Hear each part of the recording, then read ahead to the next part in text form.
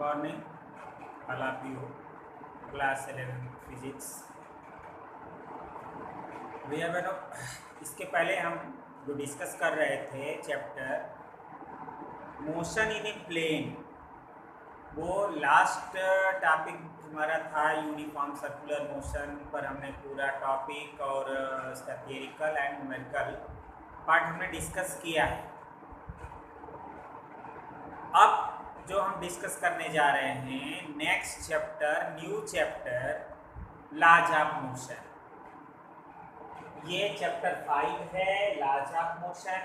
इसका मतलब आपको 4 चैप्टर आपके ख़त्म हो चुके हैं। जो नए भैया बहन जो जुड़े हुए हैं वो अब यहाँ से यूनिफॉर्म सर्कुलर मोशन भी बिल्कुल नया टॉपिक था, उससे पीछे से रिलेशन उसका कम था, तो वह भी आप समझे होंगे।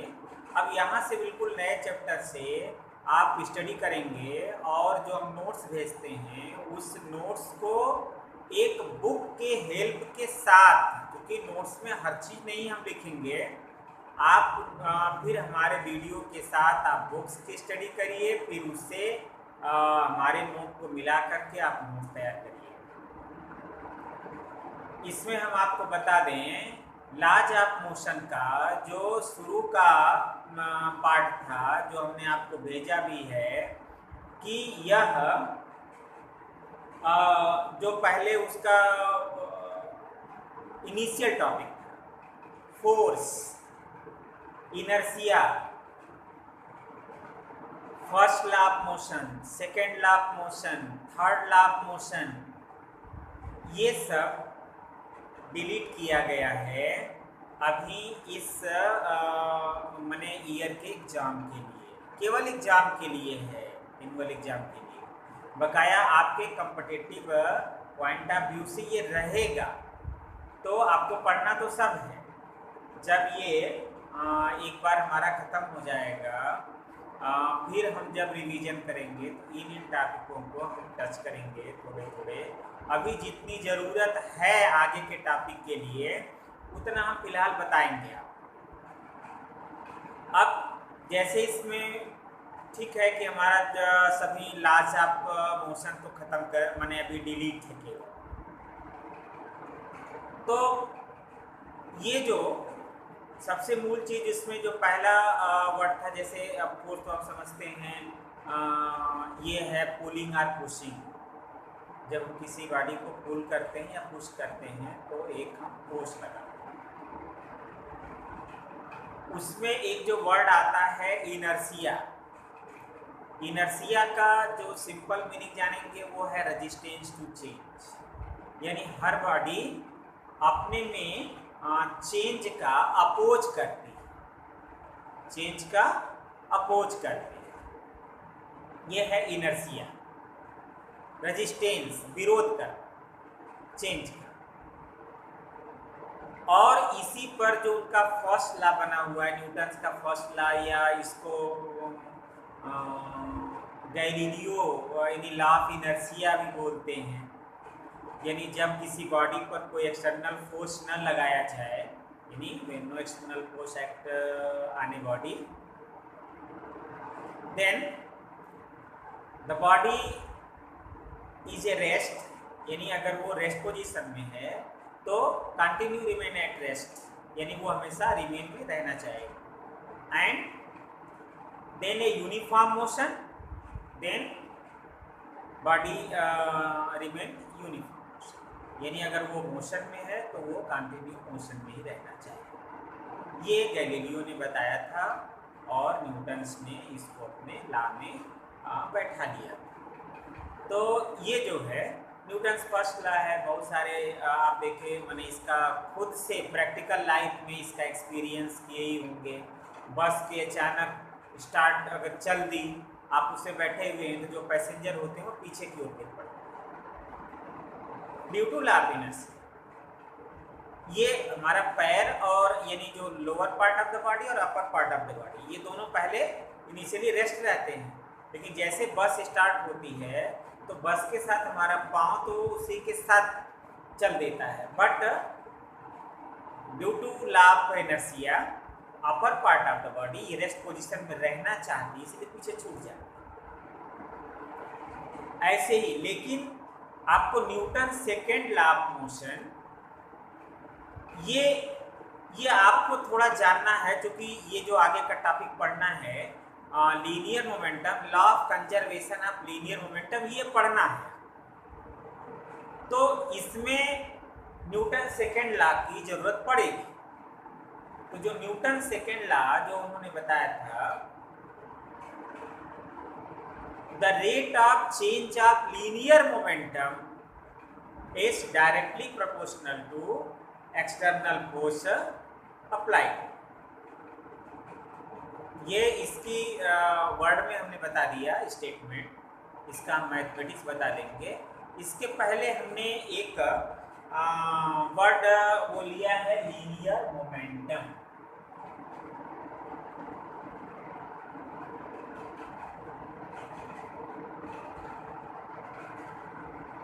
लीनियर मोमेंटम भैया बहनों, ये लीनियर मोमेंटम जो है, पहले तो आप इसको ये समझ लीजिए एक सिंपल से एग्जांपल से, कि अगर आप नीचे एक ग्लास यानी कांच का एक अगर कोई भी एक परत ले लीजिए, आप ऊपर से एक छोटी सी, इसका मास कम हो, छोटा सा कोई एक ऑब्जेक्ट, कोई स्टोन, छोटा स्टोन आप गिरा दीजिए तो वो क्रैक नहीं करेगा। या ग्लास है, स्मॉल ग्लास के ऊपर, पतले ग्लास के ऊपर अगर गिरा रहे हैं नहीं क्रैक करेगा। लेकिन अगर वो हैवी स्टोन अगर ऊपर से थोड़ा गिरा दें सेम हाइट से, तो वेलोसिटी दोनों की सेम होगी। ऊपर से आप जानते हैं कोई भी चाहे हल्की हो चाहे भारी हो, जब गिराते हैं सेम वेलोसिटी से गिरती है। लेकिन जब हैवी बॉडी नीचे गिरेगी तो वो टूट जाएगा, क्रैक हो जाएगा।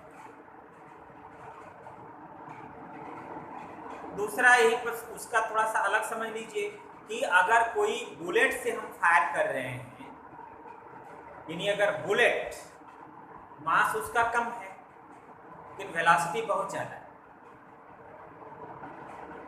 और दूसरा अगर हम हाथ से अगर किसी हम कांच पर अगर मार रहे हैं और बुलेट से मारें तो बुलेट की जगह केवल होल हो जाएगा, उसकी वेलोसिटी बहुत ज़्यादा है, कांच से क्रैक हो जाएगा, वेलोसिटी उसकी कम है।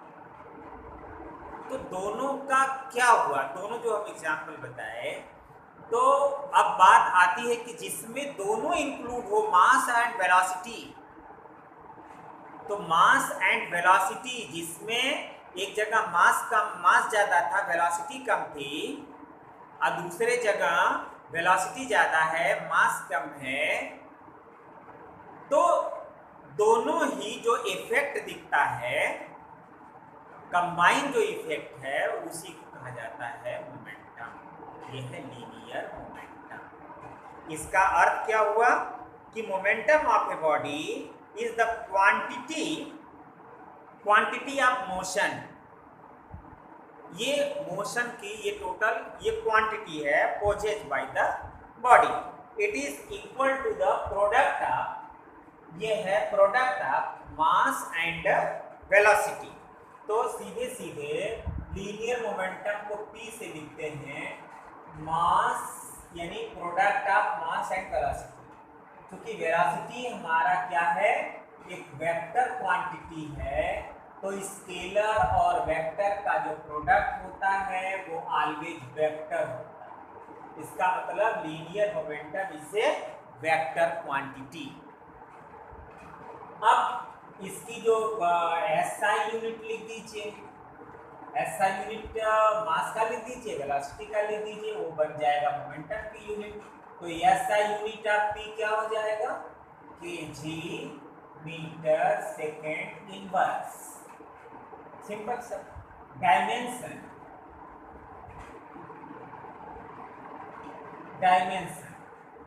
ये क्या होगा, mLT - 1। बहुत अच्छी तरह, बहुत सिंपल सा डायमेंशन है। तो ये है लीनियर मोमेंटम। और जो हमने न्यूटन सेकेंड लॉ भी बोला है, जिसकी जरूरत आगे तुरंत पढ़ने वाली है,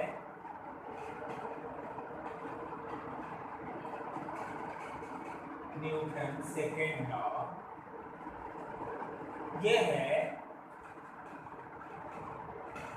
यानी rate of change of linear momentum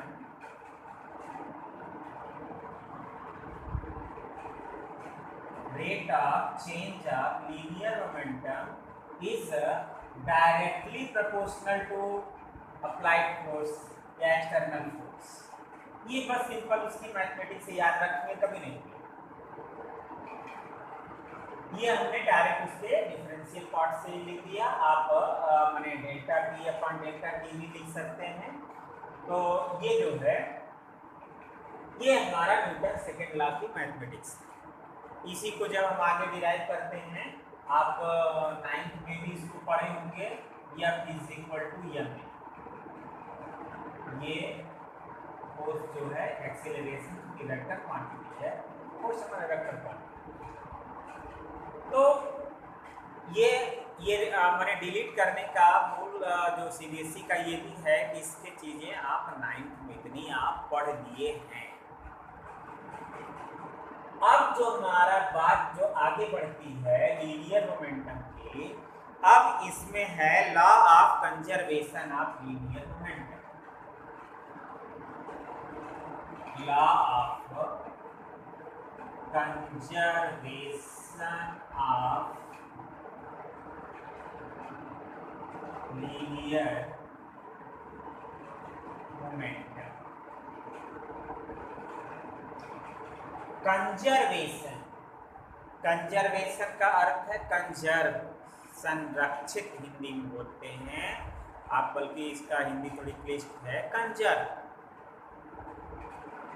अब इसको आप समझ लीजिए कि अगर हम सिंपल लैंग्वेज में अगर हम इसको अगर बोल दें तो in absence of any external forces, अगर एक्सटर्नल फोर्सेस के एब्सेंस में देखा जाए तो टोटल लीनियर मोमेंटम कांस्टेंट होता है, उसी कांस्टेंट को ही कंजर्व बोलते हैं। तो total linear momentum of system is conserve.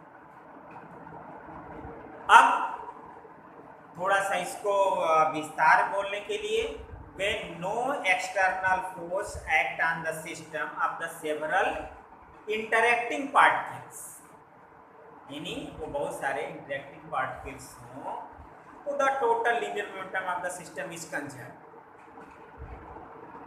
And the total linear momentum of the system is the vector sum of the linear momentum of all particle of the system। अच्छा, ये तो हमारा रहा मैंने डिफिनीशन। अब इसको मैथमेटिक्स के रूप में कैसे लिखा जाएगा? देखिए, जो टोटल लीनियर मोमेंटम कंजर्व होने का अर्थ ये है P = कांस्टेंट P। लेकिन किसी सिस्टम में, जो हम बार बार वर्ड बोल रहे हैं सिस्टम, तो सिस्टम कोई बनता है जिसमें कई पार्टिकल्स, एक पार्टिकल के लिए नहीं, कई पार्टिकल जब हों तो उनको हम बोलते हैं सिस्टम। तो suppose that a system have n particles, अगर n particles है, then the mass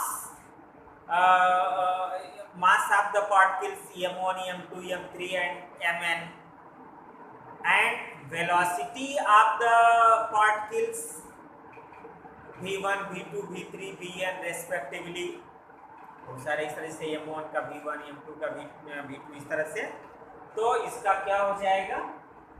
P = constant का मतलब P1 + P2 + P3 + up to so on Pn = constant. अब P1 का मतलब वही जस्ट लाइक जो मैंने बताया, m1 v1 + m2 v2 + m3 v3 plus up to so on mn vn is equal to 5। ये हमारा law of conservation of linear pointer. इसी को प्रूव करना, ये प्रूव भी करना है और इसी का एप्लीकेशन पढ़ना है, इसी को न्यूमेरिकल पढ़ना है इस पार्ट में। फिर आगे फ्रिक्शन का पार्ट। अब ये जो इसमें जो चीज़ें प्रूफ के लिए जो हम माने पहले ही जो इसमें कंसीडर करते हैं, कंसीडर आप एन आइसोलेटेड सिस्टम। एक वर्ड बोला जाएगा बार बार, आइसोलेटेड। तो जैसे अभी ये वर्ड बहुत माने ये जो है लोगों में आम हो गया है कि अरे ये जो है थोड़ा सर्दी जुकाम या फीवर के इस तरह से अगर लक्षण है तो आप आइसोलेट अपने आप को आप आइसोलेट कर लीजिए, या मैंने एक वर्ड दिया जा रहा है क्वारंटीन हो जाए, होम क्वारंटीन। तो ये जो है आइसोलेटेड का अर्थ, ये आइसोलेट होने का मतलब क्या है कि आपको माने अपने घर में ही या किसी अन्य से बिल्कुल आप दूरी बना लीजिए, दूरी बना लीजिए, किसी से टच में मत आइए, दूर से 2 गज दूर से ही आपको खाना पीना वगैरह सब बिल्कुल आप पास नहीं आए। तो आइसोलेटेड सिस्टम का अर्थ भी यही होता है कि no external force act on the body. उस बॉडी पर जब कोई फोर्स न लगा हो उसको बोलते हैं आइसोलेटेड सिस्टम। यही वर्ड मैंने इस समय जो यूज किया है, जैसे कोई मैंने आइसोलेट होने का मतलब जिस पर आप पर कोई फोर्स नहीं लगेगा। फोर्स का मतलब क्या कि लोगों से आपका मिलना जुलना संपर्क ये न हो। आज के परिवेश में ये सबसे ज़रूरी है, सोशल डिस्टेंसिंग की बात चल रही है। तो यही चीज़ कम से कम जो है उससे किसी व्यक्ति से 2 गज दूरी बना करके रखें, मास्क पहने, हाथ को सैनिटाइज करेंगे। तो ये एक बचाव है, इलाज नहीं है, बचाव है, और इलाज से बेहतर बचाव ही माना जाता है। तो ये साथ साथ हमने थोड़ा सा जागरूकता के लिए इतना बोल दिए। ये चूँकि हमारे इसके प्रूफिंग में ये वर्ड आ रहा था इसलिए हमने इसको आपको बोल दिया। तो इसका प्रूफिंग, इसका एप्लीकेशन हम नेक्स्ट वीडियो में डिस्कस करेंगे। फिलहाल इतनी चीज़ों को आप समझ लेंगे। ये अभी स्टार्टिंग हो रही है लॉज ऑफ मोशन की, यहाँ से चलेंगे तो आपको आगे समझने में दिक्कत नहीं जाएगी।